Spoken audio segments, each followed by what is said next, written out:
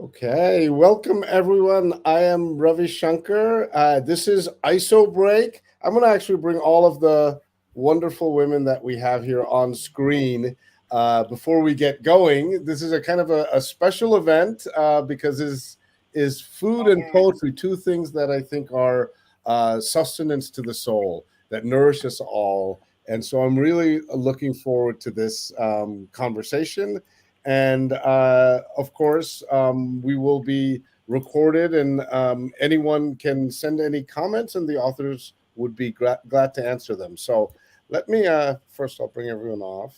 Okay.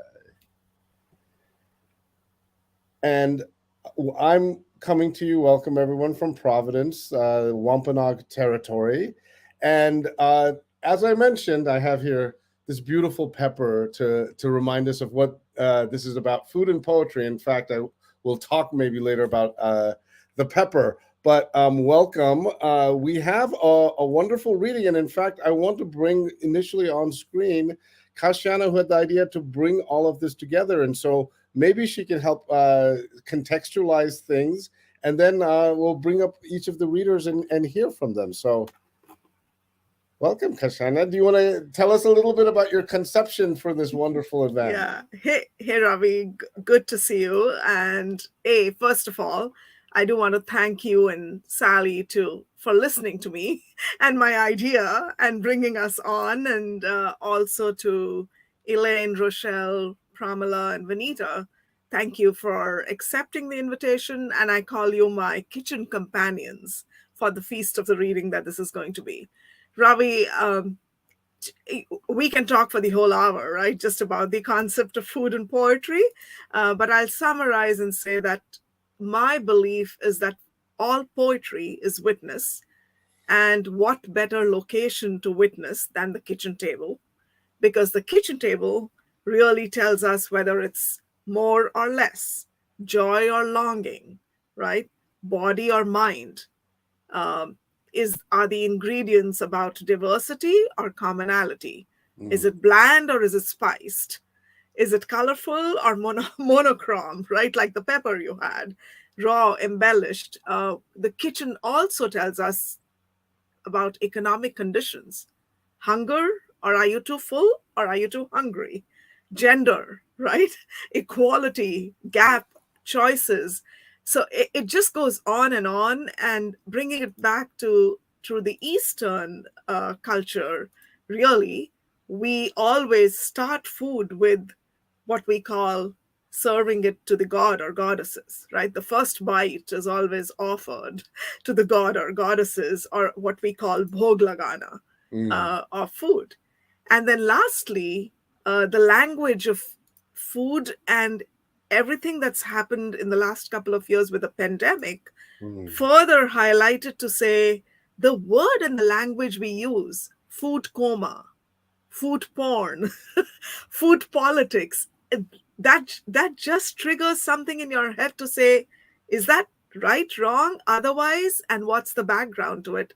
The last comment as I was reading and trying to delve into this, Ravi, was very, very early on, as the Greeks wrote about food, actually food was considered a very basal instinct, and it wasn't glorified to write about food. In fact, it was dismissive when you wrote about food. But of course, I can go on and on. And the last one other comment I do want to make, because I experienced this as I was preparing for this session. There's a recent book released by this Ukrainian American author, and her name is Julia Kolchensky Dasbak. I hope I'm pronouncing that right.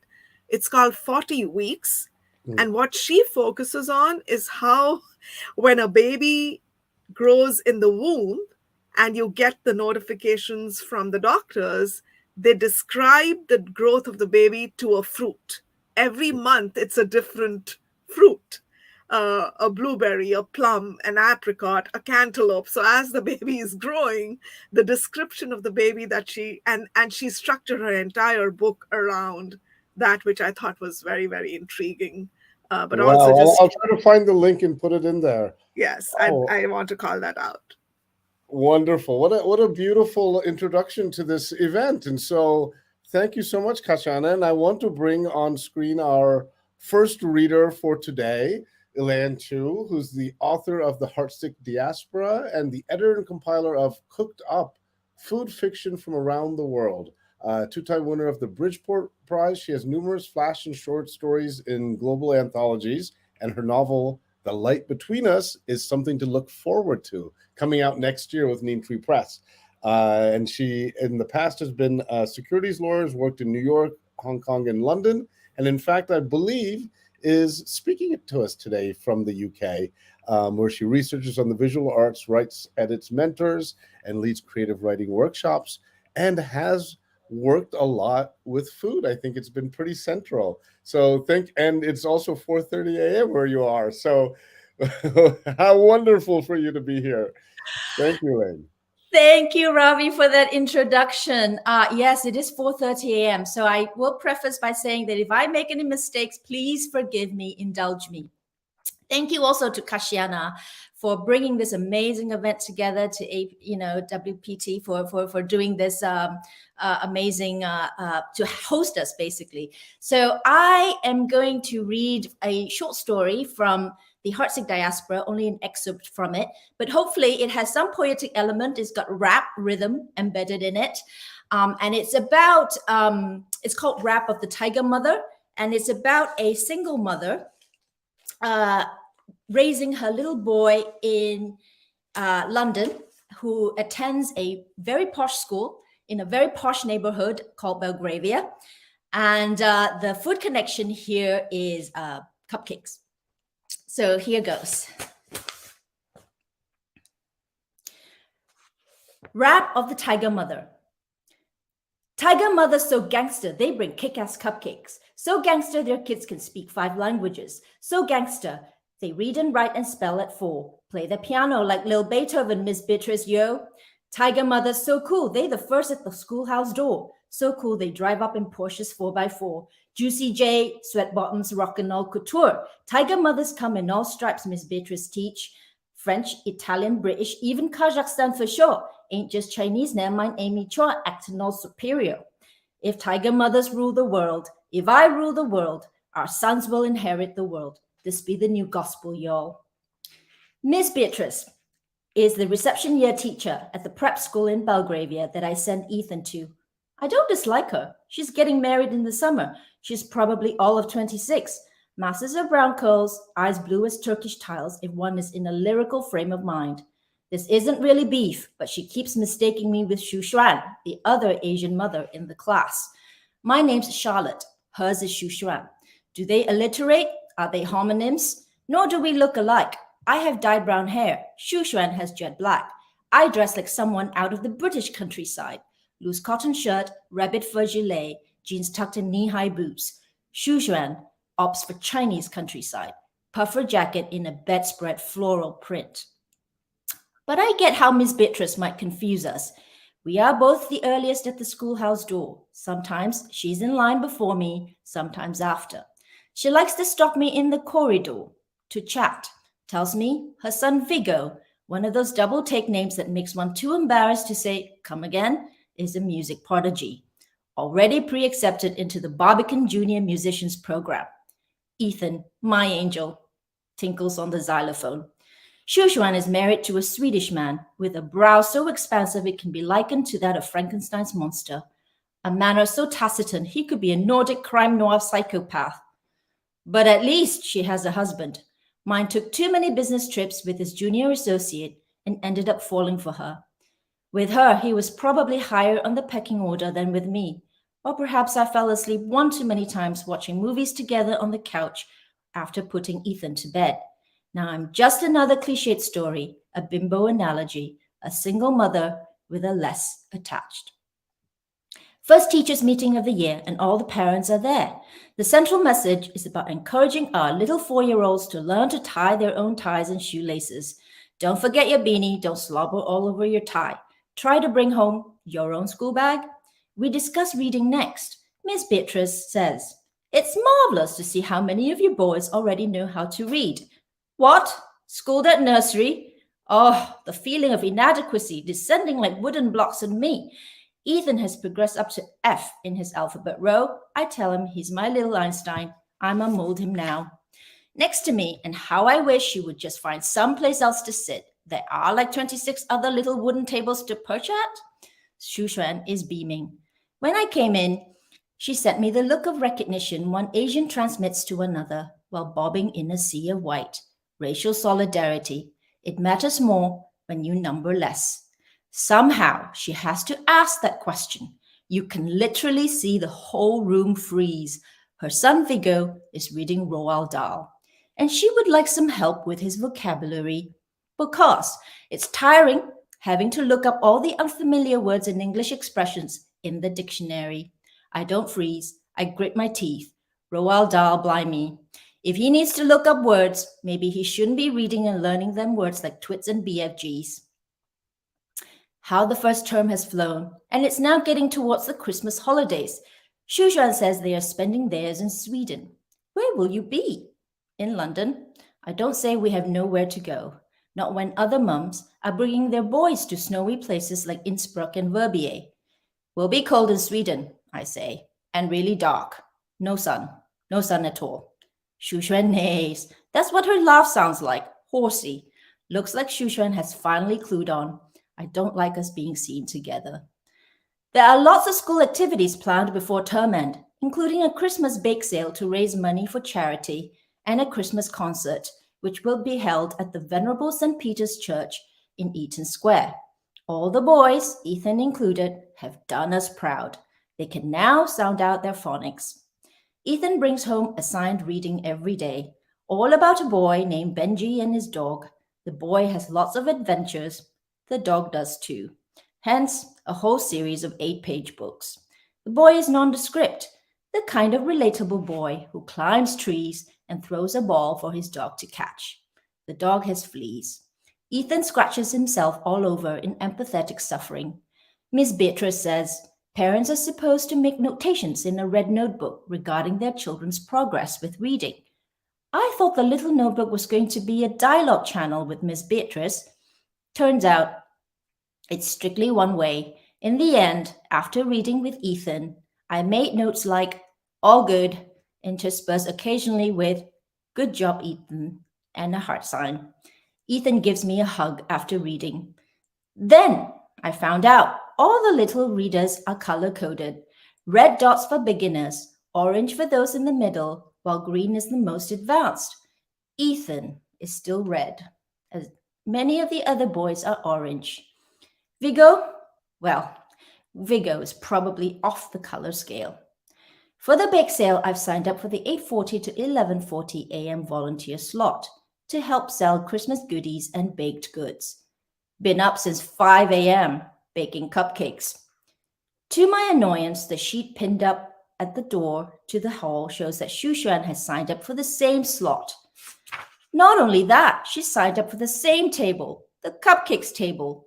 Looking in, I can see her unpacking cupcakes from a very large Tupperware, hair tied back in a ponytail, skin flushed and glowing, puffer jacket nowhere to be seen. Good morning. She looks up with a beatific grin. Vim and good cheer on such a dreary grim morning needs shackling.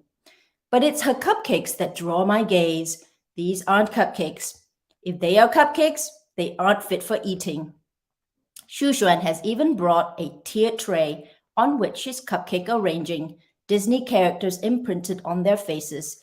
Goofy ain't looking himself, all puffed up and purple. Chipmunks so cheeky they're begging to be cuddled. Cupcake super achiever. What a bore. Bet the kids will want more. She makes it look so easy. It's ABC. Acorn does not fall far from the tree. Did you do these yourself? Shushan nods. Easy. I let out a snort. By comparison, my cupcakes are a disgrace. Sprinkles landed haphazardly in several bald patches.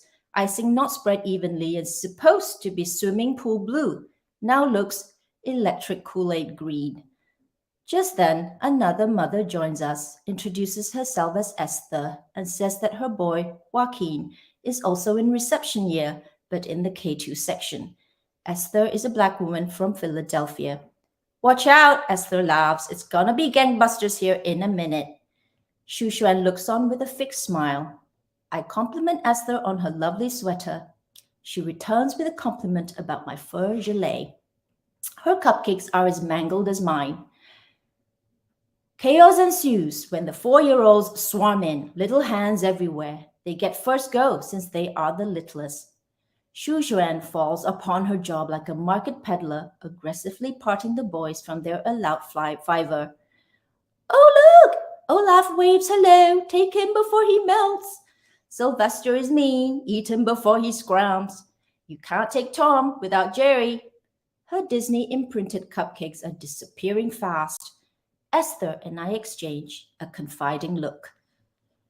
When the shift ends, all the cupcakes are gone nevertheless. Shu Xuan cleans up as briskly as she sells. Within her hearing, I say to Esther, "Want to go grab a coffee in Sloane Square?" Esther happily agrees. Neither of us invites Shu Xuan. Thank you so much, Elaine. So we start off with these cupcakes. Yes. Wonderful. Thank you for kicking us off. And we have next Pramila Venkateswaran, Poet Laureate of Suffolk County in Long Island, and the co-director of Matwala, which is another kind of sister organization, a South Asian diaspora poetry festival. And she's also the author of Tirtha, Behind Dark Waters, Draw Me Inmost, Trace, 13 Days to Let Go, Slow Ripening, The Singer of Alapi, and the most recent collection is We Are Not a Museum. And so a number of different books, and she's performed her work internationally, including at the Dodge Poetry Festival, one of the largest poetry festivals in the US. And she teaches women's studies and English at Nassau Community College in New York, and has written critical essays as well on Dalit poetry, and is leading workshops now for breast cancer patients in their healing journey, and is the founding member of Women Included, which is a transnational feminist organization, and is the current president of NOW Suffolk, Long Island. And so thank you so much for being with us. I'll say, in addition to being a celebration of food, tonight is also a celebration of amazing women writers, among which is my dear friend and colleague, Pramila. So please. Thank you so much, Ravi. And thank you, Kashiana, for that lovely introduction. And thank you, APWT. I'm really thrilled to be here. The first two poems I'm going to read are from my books, The Singer of Alapi and We Are Not a Museum. And I'm going to take you to Kerala. And this first poem is called Onam. Onam is the rice festival, and it usually comes in the month of August. Onam. Soak the rice, drain the water, dry the grains, grind them into powder, prepare jaggery syrup on a hot stove, and keep stirring till you can stick your finger in. Lift it, see the glue separating in thin lines as you unstick thumb and index finger, working against their pull toward each other, their kiss and release, a signal to blend the rice flour into the boiling syrup. Throw in fried teeth of coconut and coarse ground cardamom, both meant to make joy last on the fickle tongue. This is Kali, heralding a new year. Sticky sweet carbohydrate, celebrating energy of earth and body. Kali, with its short vowel sound that marks its difference from the dark dancing goddess, the word that flits between food and play, both filling us with pleasure, the right word, the right game for the soul in the festival of grain. My next poem is also located in Kerala. And this is about the jackfruit. And the jackfruit is, again, used as a fruit that is in a common dish made among all communities. And in this book, it's particularly the Jewish community. Jackfruit dream. Just like you scale a fish, use your sharpest knife to slice away the prickly epidermis, then gut it like you would disembowel a goat. Stir molasses on a hot stove and mix the sacks of fruit into the sticky syrup along with cardamom and cashew. The steam rising out of the mixture will carry you beyond the deserts of Arabia. I swear, even if I am not supposed to. Oh God, God, God, just you do it the way I tell you so we have a successful Seder. We want our friends to recite the sacred words of escape from Egypt and enjoy a good meal. Taste your chakravarati, its sweet relief after the perilous journey. And now we go on to the most commonly coveted fruit, the mango. And this particular poem is called Ripe for the Plucking, and it's written in several fragments. You can smell an Alfonso from several feet away. One sniff, and I crave to dig my teeth into its flesh like a jungly girl, its sexual smear dripping down my chin. Mother fills a stone jar with salt partway, followed by tiny green mangoes, dips a wooden stick, gives a hefty stir, wraps the mouth of the jar with muslin before shutting it tight. Sweetness has degrees. The reds rival the yellows, their inner dial leaping up and stopping with the Alfonso. Even the celestials fought over mangoes. I told you this is no mortal fruit. The poets could only come up with one simile to describe breasts. Talk about conformity. I buy Vadu mango pickles from Patel Brothers in Hicksville. Tastes like Mother's, I think. No surprise, the brand is called Mother's Pickles. In the suburbs, I buy a red and green mango that is nameless, cut it open, and choke on sour yellow flesh. I cannot endure canned mangoes. They defeat the aesthetics of mangoes. I paint large, ripe, yellow Alfonsos arranged like a pyramid in a large wooden bowl. I dare to be nostalgic, gorge myself sick. Thank you very much. Oh, that was delicious. Thank you so much, Pramila. Wow. So, moving from cupcakes to the mango, the word that flits between food and play. How lovely and how mouth-watering. It is actually making me quite hungry. And we've reached the midway point of our journey. And we have with us wonderful Rochelle Potkar, who I, I wanted to ask what your favorite recipe for pau is, but maybe during the discussion. That's what I was craving today, in fact.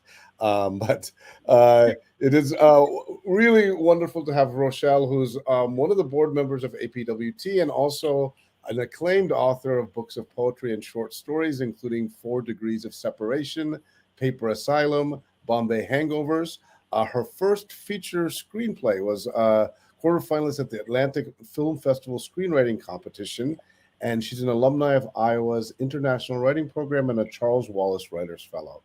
She's prize winning, she's widely anthologized, and has a poetry film skirt.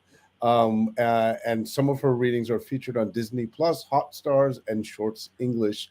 And we're very lucky to have her with us today. So please, Rochelle.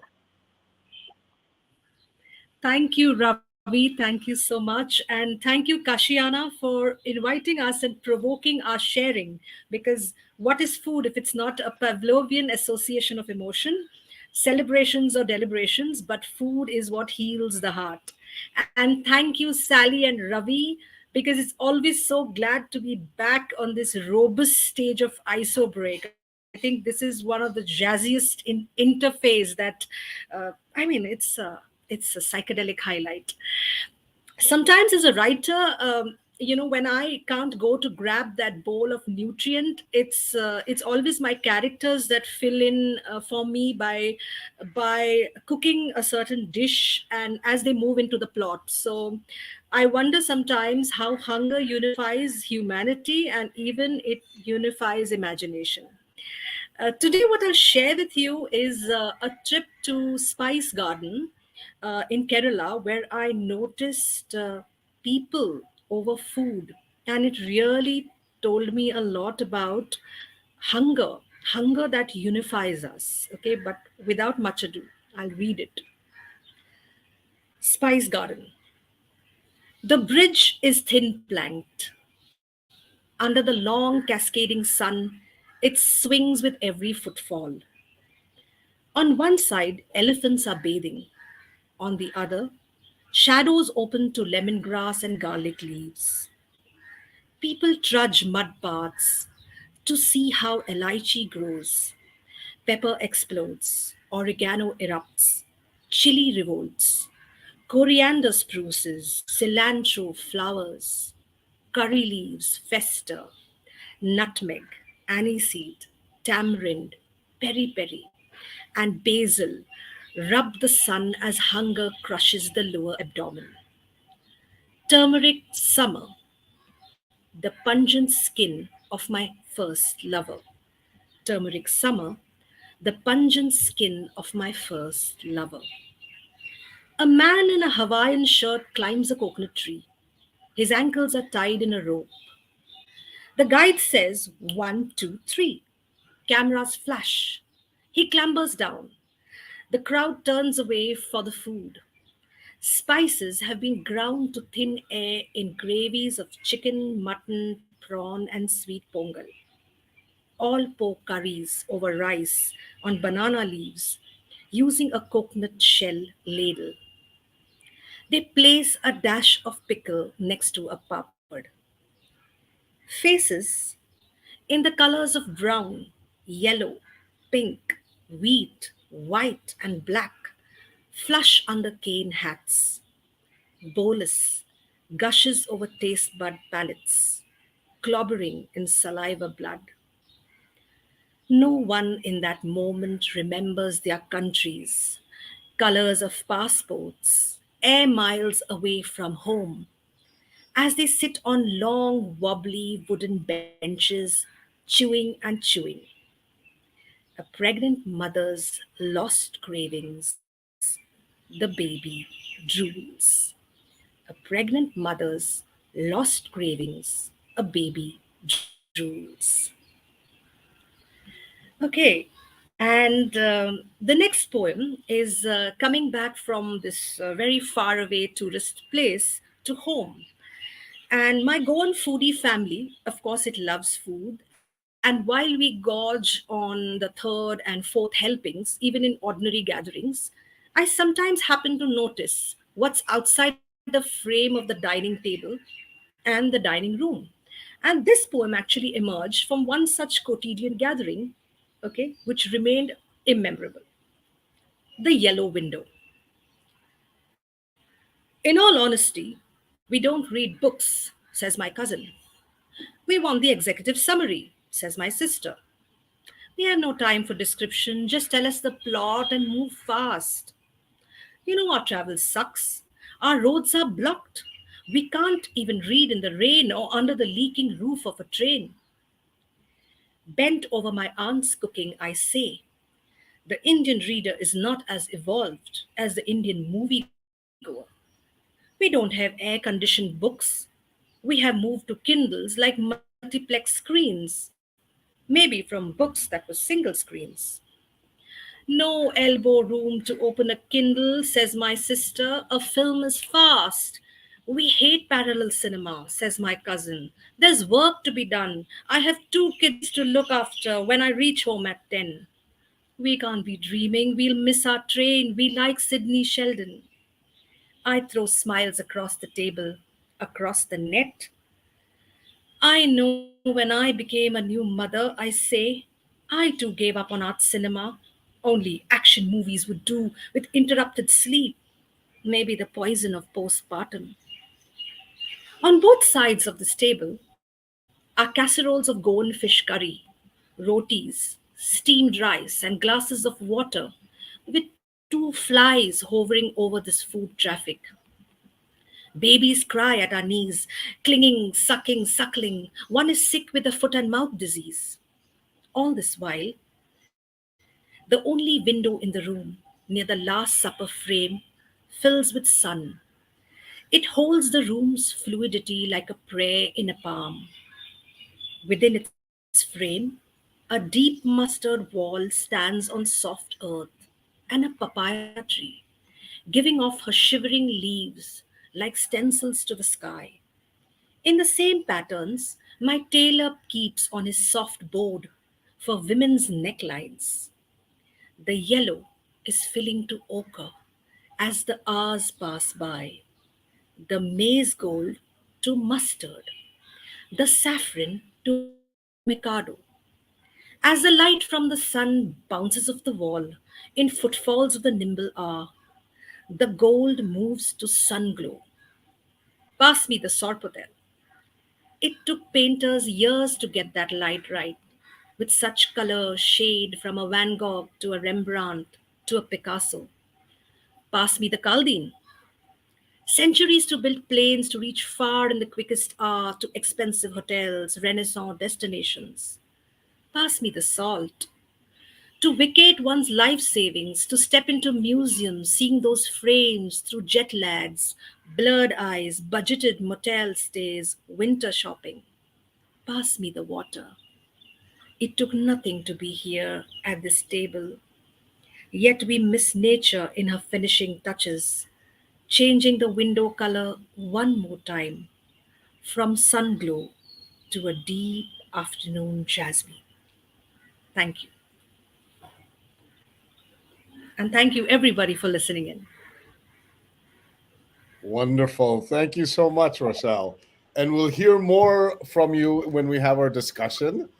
Uh, we have now we will hopefully have one other reader who is joining us in transit. Hasn't arrived yet, but I'm keeping my eye open for her in the studio. So our final reader, who is in fact the one who conceived of this delicious repas, just thinking of all of the sensory journeys that we've taken already through the words of these poets. And we have last but not least before Vinita, Kashana Singh. And when she's not writing, well, she's apparently cooking, we found out today in our little discussion before, but she also lives to embody her TEDx talk of theme, which is work as worship, into her every day. She has a chapbook, Crushed Ant Hills, which is a local poetic journey through 10 cities. And her second full-length collection, Women by the Door, was just released this year with Apprentice House Press. And she served as a managing editor for Poets Reading the News. Besides being a learner poet, Kashana is a senior vice president with the healthcare service industry, and she lives in North Carolina and carries her various geopolitical homes within her poetry, and in fact is coming to us today from Boston, which is very near and dear to my heart where I work. So welcome, Kashana. Thank you. All right, let's jump in. Thank you. What a delight. My first poem I'm going to read is actually from Woman by the Door, and it's called In My Nani's House, Curds and Whey Were a Religion. In my Nani's house, curds and whey were a religion, rendered warm, the milk in homage to perfect temperature, every drop just enough, dripping a muted prayer on Nani's wrist. Stately, it would reside on the dining table in a glazed terracotta pot, its tenderness an immaculate gospel. Spoonful smooth like rays of moon, an attentive healing of my acidic chest, kindness revealed after rested nights. Persisting in pause and patience in my Nani's house, sallow in its maturing, whisked tidily into incubation, the ritual of curd making harnessed my attention for precision and process, for transformation and unveiling of the delectable aphrodisiac on alabaster mornings, always a ceremony. I have failed to assemble curd like that. Mine settles in watery mouthfuls of regret. It tastes hollow, like an afterthought.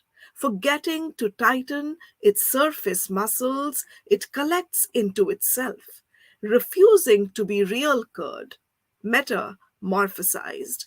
I have tried so much to do what Nani did, but the curd I make always looks like half fulfilled wishes, as if it is telling me to have more patience, wants me to breathe in, breathe out, and stir the silence. The chewy curd I assemble is reluctant, uncondensed, unlike the metabolic grace in my Nani's house.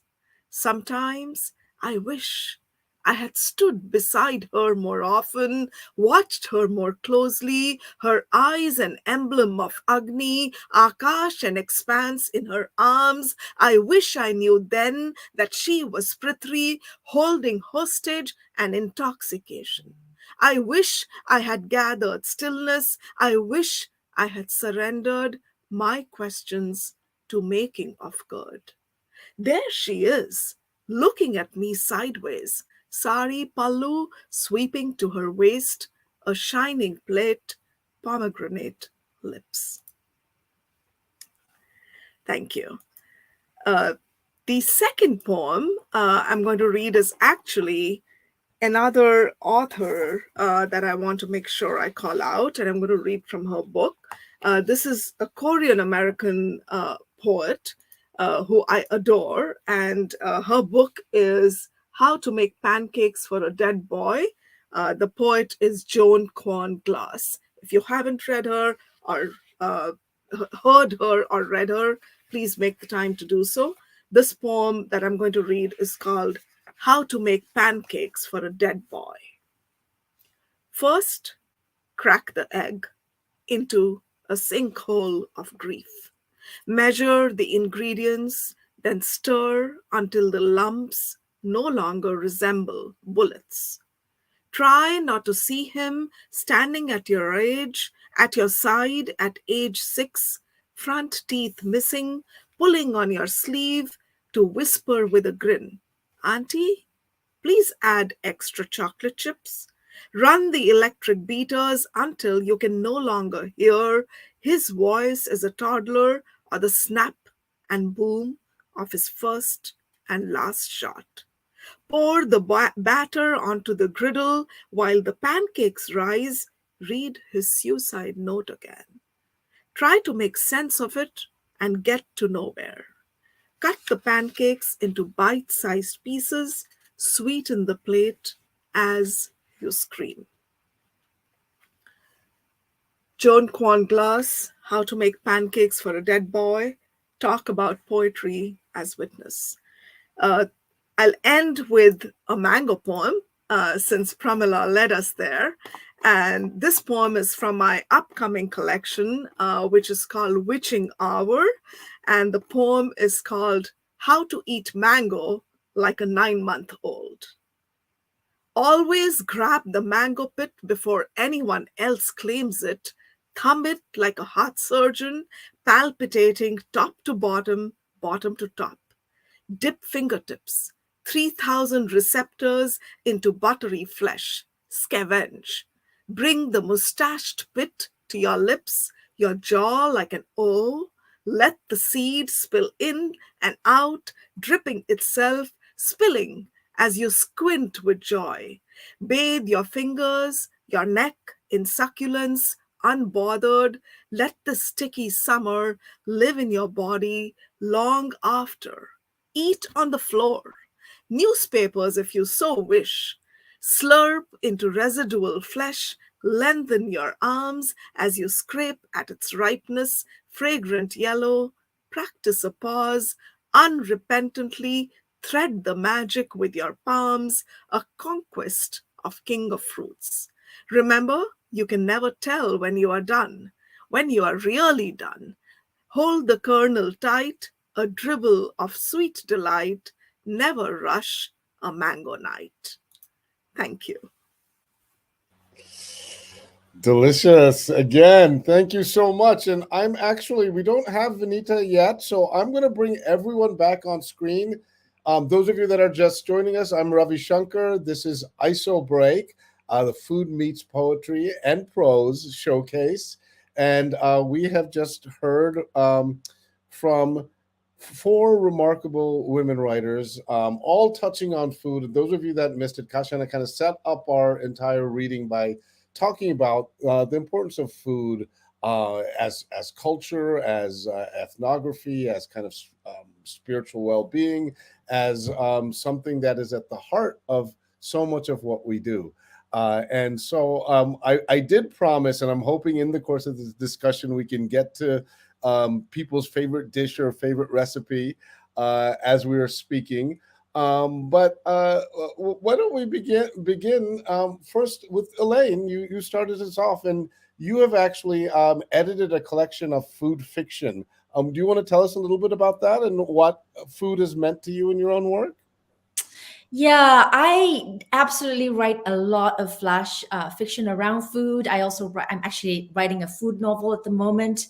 I've got another two other books I'm thinking centered around food. So definitely, I think food has been one of these things that's so, I don't know, evocative. It's one of these things that evokes all your five senses at once, whether or not you're actually eating it. And I think Kashiana mentioned, and I completely agree, that there's nothing as fraught as the dinner table because there's ritual involved, but there's also interpersonal dynamics. And for some reason, when you have food at the dining table, it sort of brings together, it's like this cauldron of, bubbling emotions and, psychodramas. So I love, the fact that food can do all that. The food anthology that I put together was actually quite a few years ago, I did get a number of really, amazing writers who were willing to participate. I had Ben Okri in there who wrote a stoku about food. Chitra Banerjee Divakaruni actually contributed a story. Her story in the Best American Short Stories was in there. I had Chris Lee who wrote about a boy who just basically overate in order to escape the Korean military service, the South Korean military service. So I love that food can, as Kashiana was saying, bring out all these socio-political issues. They kind of act as this fault line where you can, navigate. You're looking at these socio-political issues from a different angle. And I love that the fact that they can be a metaphor, they can actually also be, it's just a way to kind of do it like showing and not telling, letting those issues emerge naturally. And so, Rochelle, do you want to pick up on that? Because it was kind of talking about the importance of that dining room table. And I feel you have such a good eye for kind of social satire, but I felt like in what you read today, especially, the food was such a central component. So Yes. So yes, I think food bonds, one and all. So it's of course in the family you have your special recipes that bond, and the quotidian. I think a lot of our lives, most of our lives, are surrounded around food because that gives us energy. But it also has so much of association. I sometimes think even Ravi, apart from the family, of how the cities we live in and the food gullies or the cow gullies that we go to tells us so much about our bonding with the cities, because I always call Bombay or Mumbai the bhelpuri city, because we are a mix of so many populace and spicy as ever, coming from every other corner of India and the world to work here. And when you go to its cow gullies, you exactly know what the city is through one of its very important aspects, and that's the same when you travel across the world. So definitely it's interesting to watch people with food. I must also say this, that in my screenplays nowadays there's always the characters eating something or cooking something, because I think if I invest introduce food like this very cunningly, there will be more food on the sets, for the writer to munch between the brainstorming. So it's, I think, a very, very foodie motivation. And talking about my the favorite recipe I would have shared is my mother's making of beetroot wine. So being Goan, Wow. she would, yeah, so I will share that later, but it's a long recipe. But she would, I more than making of the beetroot wine, I like the way she was very secretive about it. So this whole essence of, not sharing it with anybody, and this is the way you grate the beetroot, and this is the way we'll do this. And I think the lore around the secret way of the recipe was more tastier than the beetroot wine. Thank you, Rochelle. Pramila, do you want to? I loved so much what you read today, and we had the evocation of the jackfruit, and of course, a very different kind of mango flavor than Kashyana's mango. The mango is capable of being so tart and sweet and salty. You chose today specifically poems about food, but this is something that has been a theme throughout your work, has it not? Yeah, I mean, in almost all my books, I have food as one of the themes.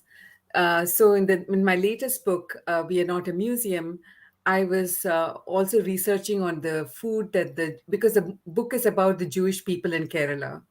So I was researching about the kind of food that is served during all the Jewish holidays.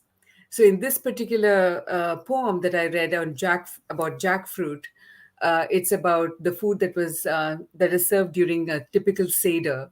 And the thing is, all of the communities, whether they are Arab or Jewish or Christians or Hindus, I mean, they all love chakravarti. Everybody has that as part of their menu. So it's interesting. So I have other poems in the book which are also about food, where the Sabbath is celebrated with fish korambu. And again, some of the typical things made with coconut that is served on the Sabbath. Pineapple wedges. Again, pineapple wedges is again common with all the other communities as well. So I was looking at the commonality of all these different foods, regardless of what faiths people followed. Yeah. So that was very exciting for me, writing that book. And same thing with the Singer of Alleppey. I was looking at the recipes my grandmother made, things that, traditionally my parents followed. And then, I continued to try and, make some of those recipes. For And look, example, I Anita have has just joined us. Sorry to interrupt. I'm just going to add her to the stream as Pramila continues answering. Yeah. And maybe will also tell us about your favorite recipe. Maybe towards the end. So the recipe that I had talked about in my poem Onam is about making of kali. So, which is about, using the rice flour and then mixing the jaggery in it, and you have to cook it over a flame for a long time and adding butter to it. So the food that comes out of that is called kali, and that is typically served during Onam. Yeah. So welcome, Vanita. This is a first on IsoBreak. We're always breaking new boundaries, and we have now our first reader in transit, who's in a car. And so we were just kind of in mid-discussion, but it would be great to hear your poems, and then we can all come back together to continue the discussion. So are you prepared to share? Yes, Ravi, hi, and hello, everybody. And I'm terribly sorry to be doing this from a cab. It's a first for me, too. And I'm so glad that I could connect anyway. And very Yes. sorry for joining late. Yes. Okay, so let me. I'm so glad you could join, and it is recorded because it's been really a wonderful reading so far. We have with us our final reader, Vinita Agrawal, whose latest collection of poems, Twilight Language, was a winner of the Proverse Poetry Hong Kong.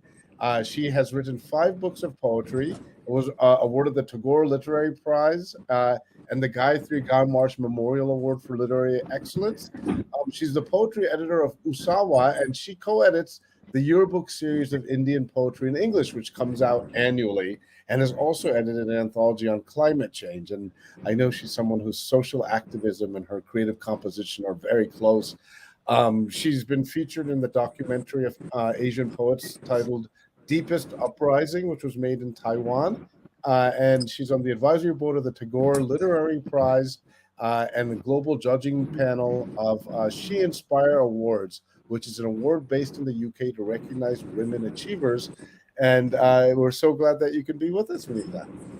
Thank you, Ravi. Thank you for the introduction. I'd also like to thank APWT, Sally, and Ravi and Kashyana in particular for doing all the back-end work for this and bringing us together.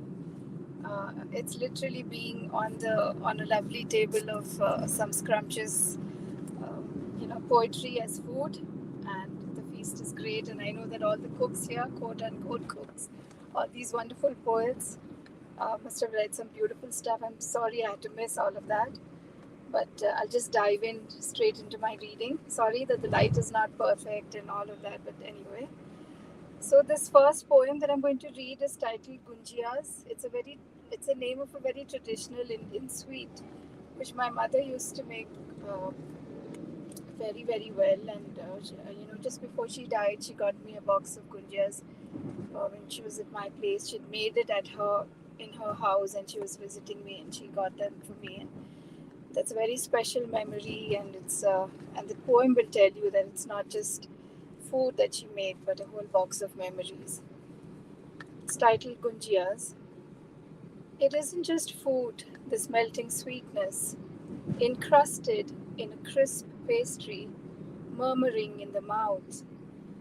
The place where your tapering fingers have painstakingly crimped and embellished the dough to a decorative edge are mesmerizing crests of our bond. For the filling, red-brown charoli dots the desiccated coconut, slivered almonds, khoya, powdered sugar, and raisins as soft as your eyes, all delicately encased into half moons of dough, sealed and fried to the color of tussar silk. No, it isn't just gunjias that you've made today. God knows how. The cancer is in the 4th stage now. The doctor says you could find it difficult to breathe. You could be gone any time. So when your bony hands thrust these boxed sweets into mine, and you say, I made you your favorite treat, I think in my head, it's not food, but a last measure of love, a last memory. I'd like to read now a poem by Arthur Z. It's on salt. Salt is, of course, not a recipe, but it's a very important ingredient that adds tastes to our food and elevates all food that we prepare. We can't do without salt. And this is an absolutely fabulous poem written by Arthur Z, and I love his work in general. And it's a persona poem where he's written about salt in the first person. Zeus makes shrines on the way to a lake where I emerge. And Miwoks gather me out of pools along the Pacific. The cheetah thirsts for me, and when you sprinkle me on rib eye, you have no idea how I balance silence with thunder in crystal. You dream of butterfly hunting in Madagascar, spelunking through caves echoing with dripping stalactites, and you don't see how I yearn to shimmer on orange aurora against flame. Look at me in your hand in Egypt. I scrubbed the bodies of kings and queens. In Pakistan, I zigzag upward through 26 miles of tunnels before drawing my first breath in sunlight. If you heat a kiln to 382 degrees and scatter me inside, I vaporize and bond with clay. In this unseen moment, a potter prays because My pattern is out of his hands, and when I touch your lips, you salivate, and when I dissolve on your tongue, your hair rises. Ozone unlocks, a single stroke of lightning sizzles to earth. That was this lovely poem, Persona Poem on Salt, written by Arthur Z. I thought I'd also read a poem on pizza by Jubilate Civitas. Actually, the poem is titled Jubilate Civitas, and he's absolutely gone into the making of the pizza and how it brings families together, and he's gone into the very details of pizza making. I will consider a slice of pizza, for rare among pleasures in Gotham, it is both exquisite and blessedly cheap. For its warmth is embracing, its smell the quintessence of home. For it can be found in all boroughs, every few blocks, yet never two slices the same. For dusting the counter with cornmeal and flour without looking down, they pummel out and roll out the dough. For they heap out the still steaming sauce and with a touch of the ladle point it in rings like a bull's-eye, or a tree stump or a thumb. For they smile at each other's jokes, grasping great handfuls of cheese. For wiping both hands on an apron, they nod at the phrase not too hot, and start one of 100 little clocks in their heads. For their corded forearms reach deep in the oven, and a long ladled paddle giving each pie with a flick its requisite spin. For even in the tiniest shop you find every style sagging with mushrooms and bacon and broccoli and pineapple, chicken and sausage and onion. For the time passes slowly awaiting a slice and reminds us how sweet it is to be alive at this moment on earth. For it slides to a stop in little city of Shakers where with pepper and oregano, garlic and parmesan we citizens make it our own. For if you can fold it in half like a taco and eat it while standing or driving or walking and working your phone, for I have seen the bearded young men of Brooklyn sit upright to eat it, riding bicycles through red lights at midnight in the rain.